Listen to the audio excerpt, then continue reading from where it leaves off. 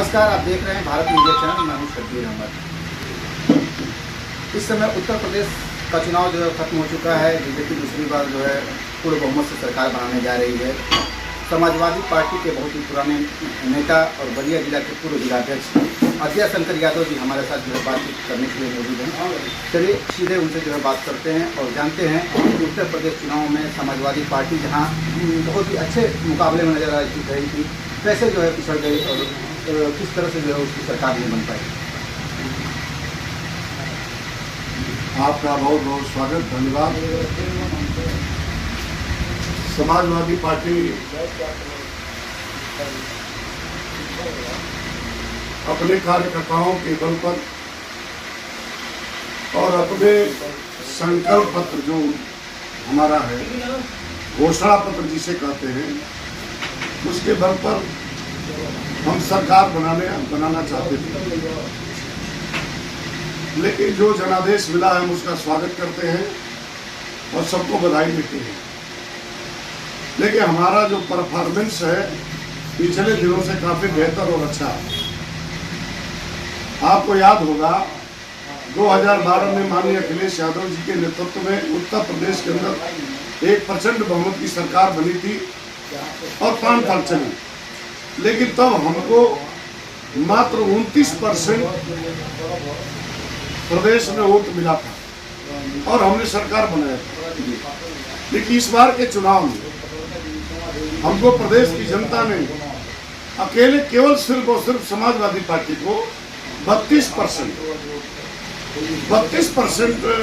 Vote दिया है, जबकि 2017 में हमको 22% दिया। सर, जो है आपको लग रहा है कि ये भी जो है आपकी पार्टी के लिए काफ़ी है?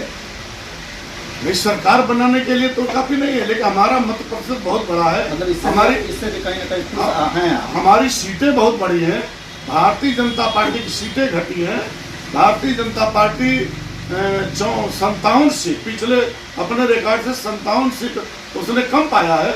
हम 64 सीट ज्यादा पाए हैं, तो जनता ने हमको स्वीकार किया है। जनता के बीच हमारी लोकप्रियता बढ़ी है। सर, इस तरह से तो 64 सीट अगर 2027 में वो कम भी पाएंगे तब भी सरकार बना लेंगे, तब भी आप 64 सीट अधिक पा के खुश हो लेंगे? नहीं, खुश नहीं, लेकिन हम जनादेश का अनादर भी नहीं कर सकते। हम जनादेश का स्वागत करेंगे। हम जो जनता ने फैसला दिया है हम उसका स्वागत करते हैं। इस तरह से सर जो है महंगाई के जो है मुद्दे रहे, बेरोजगारी के मुद्दे रहे, नौकरी का जो है मुद्दा रहा, किसान का मुद्दा रहा, आवारा पशुओं के मुद्दे रहे, तमाम तरह के जो है देखा गया कि जो मीडिया में जो खबरें जा रही थी कि जो है उनके विधायक जो है विधानसभा में अपने क्षेत्रों में जाने से डर रहे हैं, भगाए जा रहे हैं। फिर भी क्या कमी रह गई कि जो समाजवादी पार्टी गठबंधन जो सरकार नहीं बना सकी? नहीं, समाजवादी पार्टी सरकार नहीं बना पाई। इसके कई कारण हैं। एक तो कारण है कि सीधे सीधे दो ही पार्टी मैदान में थी, एक भारतीय जनता पार्टी और एक समाजवादी पार्टी। बहुजन समाज पार्टी 22 के चुनाव में भारतीय जनता पार्टी की बी टीम हो गई और भारतीय जनता पार्टी के साथ खड़ा हो गई। उनके नेता के भी कई बयान वायरल हुए और कई तरह के बयान आपने देखा है। भले अभी कई सीटों पर देखा भारतीय जनता पार्टी ने लड़ाई से अपने को बाहर कर लिया। उनका सारा का सारा वोट भारतीय जनता पार्टी पर पुलिस हुआ। बहुजन समाज पार्टी, हाँ, बहुजन समाज पार्टी का वोट भारतीय जनता पार्टी के साथ गया। अब जैसे गया हो, उनका कमिटमेंट गया हो या भारतीय जनता पार्टी ने अपना तरीका, तो एक कारण है कि बहुजन समाज पार्टी ने अपने आप को जिस मिशन को माननीय काशीराम साहब ने खड़ा किया था उसको उसकी नेता ने समाप्त कर दिया और वो उन्हीं के साथ चली गई जिनके खिलाफ वो लगातार मनुवाद करती रही और उनके साथ चली गई और उन्होंने उनके साथ सौदेबाजी कर दिया। दूसरा एक कारण है, अभी एक पीठासीन अधिकारी का वीडियो वायरल हो रहा है, वीडियो है या ऑडियो है, आप सुने होंगे, जिसमें खुल्लम खुल्ला और माननीय राष्ट्रीय अध्यक्ष अखिलेश यादव जी ने तो यहाँ तक कहा है, माननीय उच्चतम न्यायालय से और महामहिम जी से उसकी सुरक्षा की गुहार लगाया है। और उसके ऑडियो को भी पढ़ लीजिए, सच्चाई आपके सामने आ जाएगी। क्या है सर ऑडियो में? तो उसने कहा कि सीधे बूथ से जब हम लेकर चले हैं तो दरोगा ने गाड़ी में और स्ट्रांग रूम से पहले ही बक्सा बदल दिया। जो जिस बूथ में हम वोट लेकर गए उसको ले लिया और हमको दूसरा ईवीएम थमा दिया। ये ऑडियो है, उसको सुन लीजिए। पूरे के पूरे देश में वायरल हो रहा है। तब उसकी सुरक्षा की गुहार लगाई। ईवीएम में जो खेल हुआ है, एकदम खेल हुआ है। जब मुस्लिम इलाकों में जहाँ भाजपा मानती है कि वो इलाका हमारा नहीं है, वहाँ वो कैसे जीत गए? उनकी संख्या नहीं है, वहाँ कैसे जीत गए? हम जहाँ जगह है आजमगढ़, हम जब जगह है 7वें राउंड में, तो देखिए ठीक हो गया। जहाँ हम नहीं जग पाए, जहाँ नहीं अगोर पाए, जहाँ नहीं उसकी देख रेख कर पाए, वहाँ चुनाव हो गए। पिछले जो है 2-3 चुनाव में देखा गया, चाहे 2017 रहा हो, 2019 रहा हो, कि ईवीएम का जो है रोना विपक्ष जो है रोती रही है। तो आपको पहले से जो इसकी नहीं, हम ईवीएम पर कोई आरोप नहीं लगाते। जी, हम ईवीएम की रखवाली ठीक से नहीं कर पाए और वो उन्होंने खेला कर दिया। हम ईवीएम पर तैयार नहीं थे। नहीं, हम ईवीएम का रोना नहीं रो रहे, ईवीएम की रखवाली में चूक हो गई, इसलिए हमारे साथ ये धोखा हुआ। तो ईवीएम जो है आपका जो है उत्तर प्रदेश सरकार न बनाने का एक प्रमुख कारण आप मान रहे हैं इसको? मैंने कहा बसपा का वो पोलराइजेशन होना भाजपा के साथ, ईवीएम का की रखवाली न कर पाना और ईवीएम को बदल देना, जैसा कि पीठासीन अधिकारी का बयान है, आपने सुना है। तो ये प्रमुख कारण है। भाजपा का वोट का क्या कारण रहा कि हाथरस कांड हुआ, उन्नाव कांड हुआ, उनका जो है एक प्रमुख मुद्दा जो आरक्षण को लेकर के रहा है, जो जिस पर जो है सड़क पर भी उतरे हैं, तो आप जो है उनको अपने पक्ष में नहीं कर पाए, बीजेपी अपने पक्ष में कर रही है। पिछले 5 सालों में आपने देखा होगा कि जब समाजवादी पार्टी इन तमाम मुद्दों पर, बेरोजगारी के सवाल पर, महंगाई के सवाल पर, आवारा पशुओं के सवाल पर, तमाम मुद्दों पर सड़क पर थी, तो बहुजन समाज पार्टी के नेता लखनऊ और दिल्ली में अपने कमरे में बैठे, एक भी उनका मूवमेंट अगर सड़क पर रहा हो तो बता दीजिए। और नहीं तो जब 2019 में हम उनके साथ पार्लियामेंट का चुनाव लड़े और सारी ग्रामीण सीटें उनको मिली, जिसमें वो 10 पार्लियामेंट जीत के गई, और उसके तत्काल बयान उन्होंने उल्टा बयान दिया, हमको 5 मिला। और उन्होंने भारतीय जनता पार्टी के दबाव में उस गठबंधन को तोड़ा और मनगढ़ंत आरोप लगाया समाजवादी पार्टी का, जिससे समाजवादी पार्टी ही नहीं बल्कि बहुजन समाज पार्टी के भी कार्यकर्ता, नेता निराश हुए और उनको यह बात खराब लगी थी। लेकिन उन्होंने भाजपा के दबाव में, क्योंकि उन पे भाजपा ने उनको डरा रखा है, कई तरह के मामले से डरा करके वो अपनी भाषा बोलवाते हैं। ये सब सारी बातें आपकी सही है, लेकिन एक बात आप थोड़ा सा जो साफ कर दीजिए कि इस तरह से जो बीजेपी ने जो है ये आकर के चुनाव लड़ा है, पूरे चुनाव में देखा गया है कि अगर सपा की सरकार बनती तो गुंडा राज वापस आ जाएगा। तो वही बातें जो है कहीं दलितों के मन में जो है बसा करके जो है वो जो पोलराइज किया गया अपने पास। समाजवादी पार्टी गरीब, कमजोर, पिछड़े, दलित और धर्मनिरपेक्षता में विश्वास करने वाले लोगों की पार्टी है। किसी भी कीमत पर किसी गुंडा मवाली के पक्ष में समाजवादी पार्टी न कभी रही है न है। यह सारे गुंडे तो इस समय भारतीय जनता पार्टी में है, और उनके ज़माने में जेल भी सुरक्षित है, ये जेल में भी हत्याएं होती है। उनके ज़माने में तो 12 बजे रात में गोरखपुर में व्यापारी भी सुरक्षित है, वहाँ भी गोली मारी जाती है। उनके ज़माने में तो हाथरस में बेटी के साथ बलात्कार होता है, उसकी हत्या होती है, और हम लोग का आंदोलन पड़ता है, लाश को 12 बजे रात को जला दिया जाता है, परिजन को नहीं दिया जाता। गुंडे तो वहाँ पड़े हैं, हमारे यहाँ तो संविधान में विश्वास करने वाले लोग हैं। और अखिलेश यादव से इस प्रदेश में लोग बेतहाशा मोहब्बत करते हैं। अभी आपने देखा इलाहाबाद में 3 भाई जो डिग्री लेकर पढ़ रहे थे और पढ़ रहे थे कि हमको रोजगार मिलेगा, नौकरी मिलेगी। जिस दिन अखिलेश यादव की सरकार नहीं बनी, जनादेश दूसरी तरफ गया, वो फांसी के फंदे पर झुक गए, आत्महत्या कर ले, कई लोगों ने पॉइजनिंग कर ले।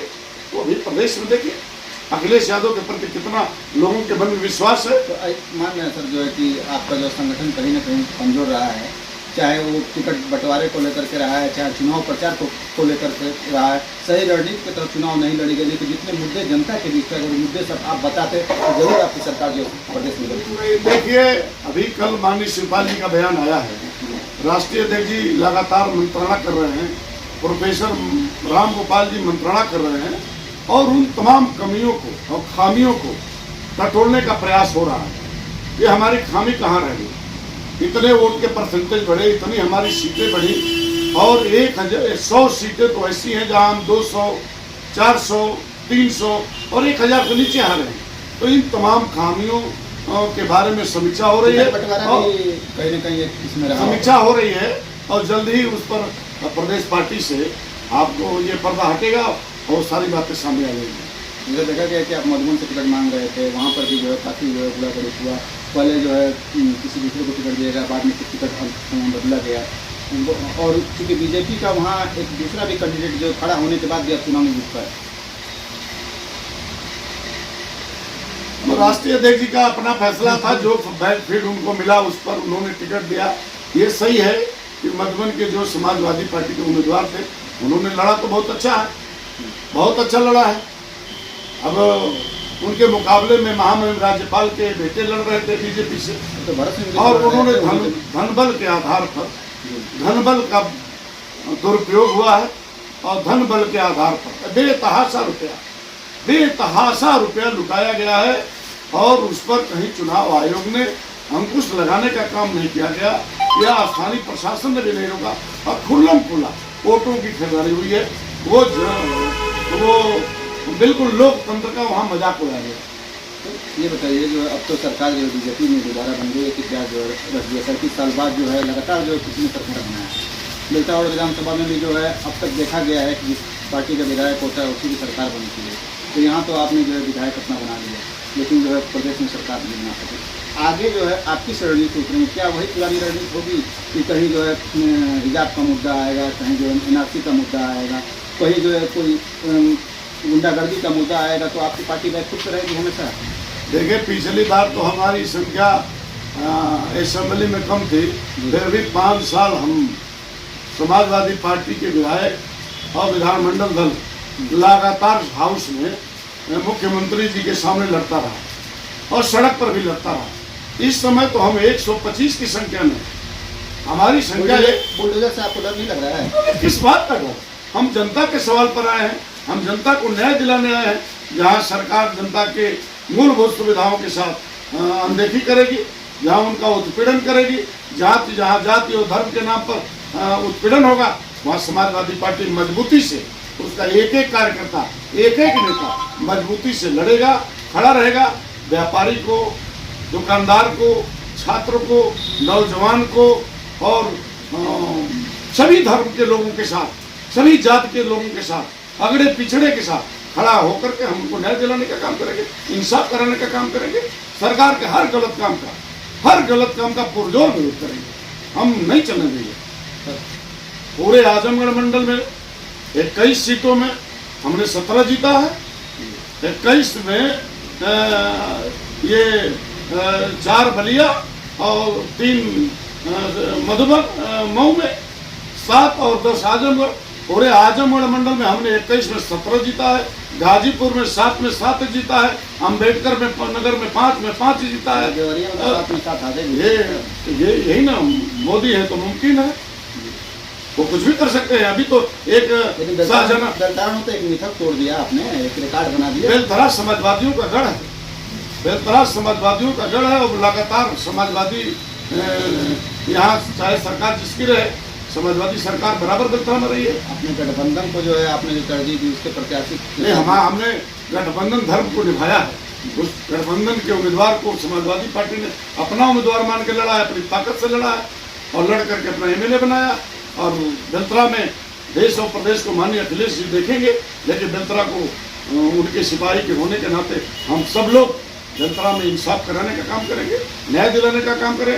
अन्याय किसी भी कीमत पर नहीं होने देंगे, गुंडागर्दी नहीं होने देंगे, भेदभाव नहीं होने देंगे, अन्याय नहीं होने देंगे, विकास के लिए लड़ते रहेंगे।